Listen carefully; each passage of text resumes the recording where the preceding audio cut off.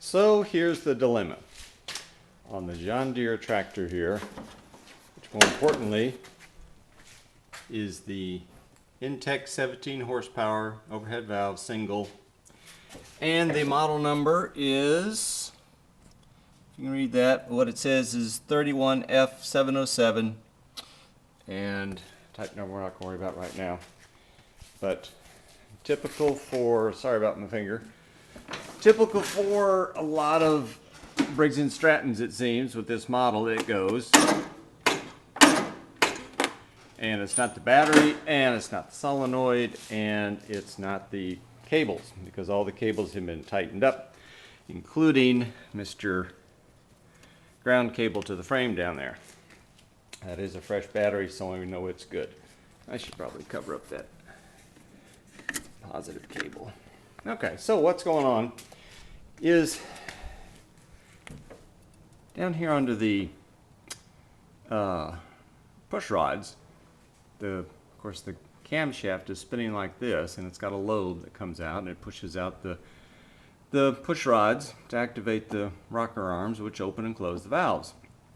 Well, this engine creates a lot of compression, so on the compression stroke there's a little release lever on the inside of the camshaft that at slow speeds or starting speed pops that intake valve open just slightly on the compression stroke and lets that starter motor go ahead and turn it through there.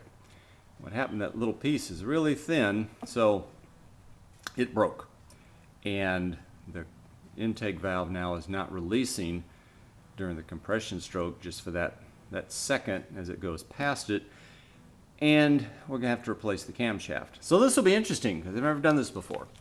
So first thing to do is drain the oil and take the motor off, and I'll see when that's done. So if you've never changed the oil on this tractor before, or on this type of motor, this is the little cap that goes over it, but if you just start cranking on it in a counterclockwise position, lefty-loosey like you think it would go, this is what happens. Actually end up turning the whole thing, and then it comes out of the engine, this little tube, and you get oil all over the floor, and your wife gets crazy at you, and the dog tracks it in, and everybody's in trouble. So instead, this little cap actually, I don't know if you can see it, let me turn the light over here. There's a little keyway on it, and you actually turn it clockwise. And what that does, position my light up here, you can see if I do this, see this little pin? This little pin's on the tube. So you turn it clockwise and then pull it off, and it's real slippery right now, and I don't have the grip I used to have anymore, so I'm just going to wiggle it a bit with my trusty pliers here, and then the oil comes out. And you can see there's a little O-ring on the inside, that's what keeps it. But that's all it is, it's just that little plastic cap. But actually turns it clockwise to get it off. Alright, see you in a minute. So, success! The motor's off. And I'm doing this as much for me to remember as anything else. So, kind of in order. I started, of course, I disconnected the battery. I took both of those off. I loosened up, there's 4 bolts, 1, 2, 3, 4 that hold it. They come up from the bottom. This is a 16 millimeter. I took off the exhaust pipe connection, and be sure to save the 2 bolts in the exhaust gasket. So it looks in pretty good shape. I won't have to buy that again because I have to disconnect the starter wire. This motor comes out. I had one, oops, that's not it, there it is. One electrical connection that takes off. I had to disconnect the gas line, and I just put a Gulf tee in there to just make sure no gas comes out, spills out on the floor. What else did I do? There's a big bolt that holds the pulley, drive pulley on. You can see it down there maybe. But of course that pulley is not going to come through the hole, and I didn't want to take it off, and it was easy enough just to go up underneath and pull this baby out. So this goes up from the bottom like this. Actually this is 16, these are 15s. And I used a pipe wrench just to hold the shaft of the pulley together. But the bottom part This part is the drive belt for the blades, and of course the top part goes back to the transmission and drives the mower. To get to it, I had to take the front support from the mower deck off so I could get my wrench up to there. Let's see, did I do anything else? No, it actually came off pretty easy.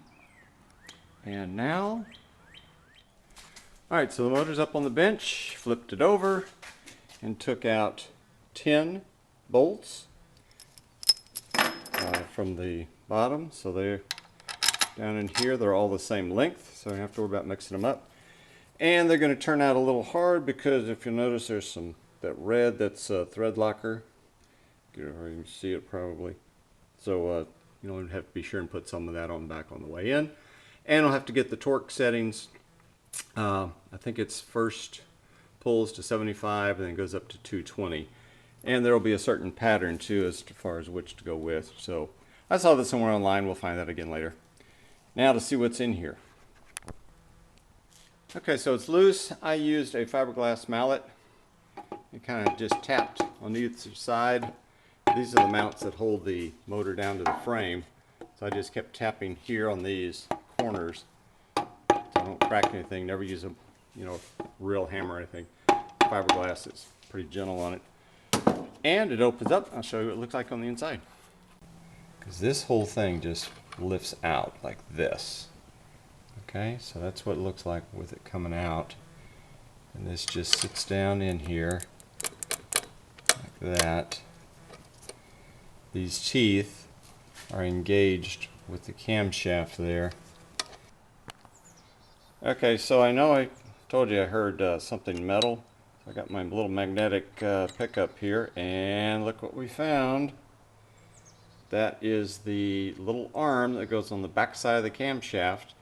This swings out with centrifugal force when the motor starts spinning faster and closes that little compression release. So this little puppy was just floating around in there. I'm glad it, man, I didn't hit a bump or something. If that had flown up into the piston, it could have had a cracked rod, all kind of bad things. So I'll dig down in here and get the camshaft out, and we'll get a new camshaft. They're about 90 bucks, and I'll need a new gasket here, of course, and some oil, and probably this seal that goes on the bottom of the sump down here.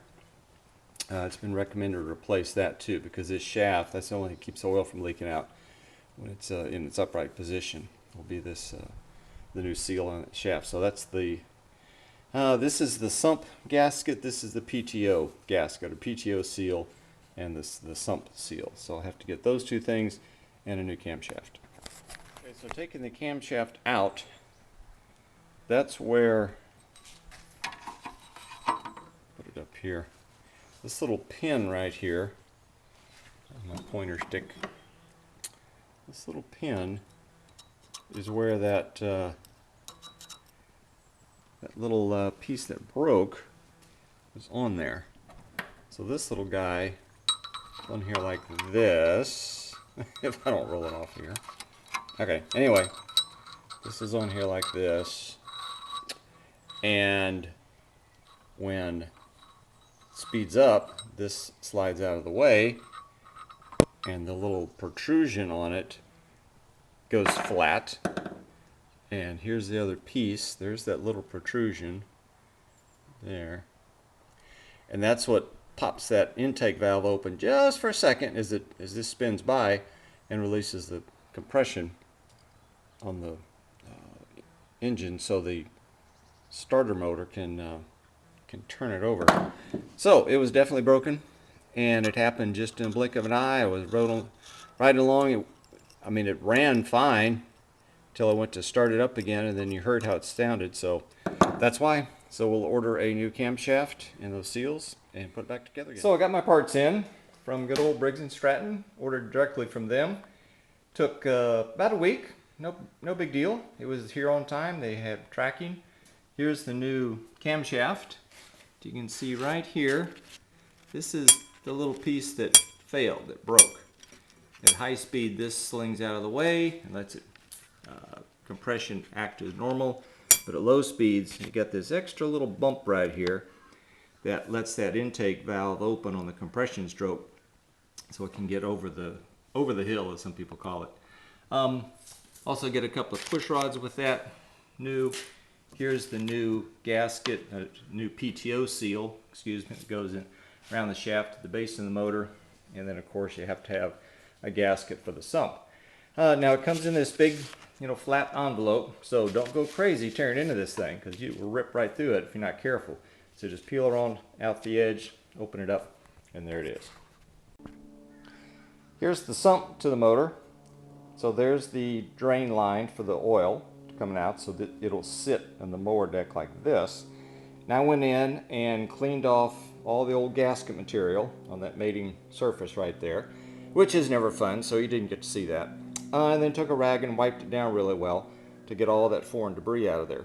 Now down here where my finger is, that's where the PTO shaft, the shaft off the motor, goes through. It's a vertical shaft motor, so the shaft comes down through, and then the pulley will be down here on the bottom side. Well, of course, this is full of oil, so something's got to keep the oil in, and that's this little PTO seal right here. Now I took a screwdriver from this side, put it down in there, and just tapped around the outside real carefully, and this little seal comes out. You'll notice it has two sides to it. One side is like a cup. Okay, so the cup goes in so that when the motor is in place, the cup is up holding oil just like the sump is up holding oil. So that's a good reference for there. Okay, so here's the guts, and I'm going to do the same thing here. I just used a little piece of paper towel on my long fingers, and I'll put it down in there and scrub it around, make sure I clean up all those little pieces that come out of there. And then I will reinstall new push rods. They just pop out. Put those in there. Make sure my timing mark is still lined up, and put the new camshaft in. Okay, so I put in new push rods, and I just push them, just move the rocker arms up and push the push rods out of the way so I have room for it. I don't know if you can see it, there's my little dot right there, my key. It's probably out of focus. And then here's the dimple on the gear that goes along with that. So we'll just slide this little puppy in, and see, we got a dot here and a dimple here, so we know our timing should be good. And we'll put I also cleaned the gasket material off of here. We'll put the new gasket on and button it up.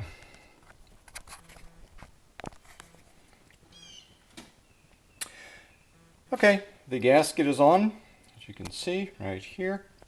Also put the governor back in. That's turn my light around here. This governor just sits on the shaft, and the gear connects the camshaft gear down here. And this little pin, as this spins and centrifugal force goes faster, these little dogs, let me pull it over here, you can see it, will fly up and push this little pin out. What that does is pulls back this little lever here and retards so we don't have an overspeed situation. So as it spins faster, this retards, and that's the mechanical governor that's on there. Okay, so it turns out that, yeah, you put the seal on after you get the shaft through. So I very carefully took the PTO seal out, put the case on, and then kind of gave it a turn as I pushed down on it to get the little wiper engaged, and then actually used the old seal as a piece and just very, very lightly tap all the way around. And now I'm going to put the bolts back in. But first, a little dab of thread locker on there so they don't come loose. You go cross patterns, first at 75 pounds with a torque wrench, then 200, then 220. Okay, so we're all back buttoned up. And one last thing, remember, put oil back in the engine or you're going to buy a new engine. So, just to recap what I had to do to take it off. Had to drop the pulley down here on the bottom that goes to the belt, 2 belts. There's 4 bolts that hold the motor to the deck. Had to take the exhaust gasket loose. These are 2 Allen heads. Had to disconnect this electrical connection. Of course, first thing you do is disconnect the battery, negative first. I also disconnected the gas line over here, and I also had to disconnect the throttle cable. So we took all that off, popped the motor out, and then you saw what was left. So now let me get the oil out of the way and we'll try it out. Oh, forgot to mention before, I had to reset the valve, intake and exhaust valve. So here we go. Let's see what happens.